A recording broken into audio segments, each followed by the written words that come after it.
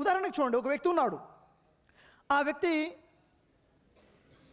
బాగా సంపాదించాడు, కోట్లు సంపాదించాడు.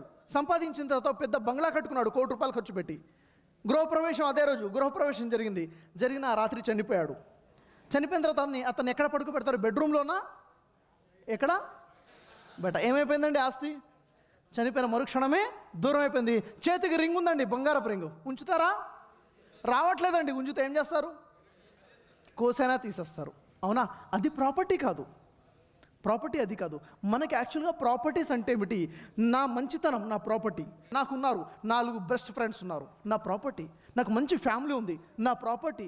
నాకు మంచి మాట్లాడే పవర్ ఉంది, నా ప్రాపర్టీ. నేను ఫలానా ఫలానా ఫలానా ఫలానా పనులు చేయగలుగుతాను, నా ప్రాపర్టీ. నాకు ఇంత మంచి పేరుంది, నా ప్రాపర్టీ. నేను ఇంతమందికి సేవ చేస్తున్నాను, నా వల్ల ఇంతమంది లాభం జరుగుతుంది, that's my property, good deeds. అవునా? యాక్చువల్గా వాస్తవానికి ఏదైతే గ్రహించాలో అది గ్రహించకుండా మన లైఫ్ మొత్తం మెటీరియలిస్టిక్ లైఫ్గా అయిపోయి ఎటో ప్రయాణం చేసుకుంటూ వెళ్తున్నాం. అందుకే మన భారతదేశంలో ఒక సంవత్సరానికి 1,35,000 మంది ఆత్మహత్యలు చేసుకునే దుస్థితి ఏర్పడింది.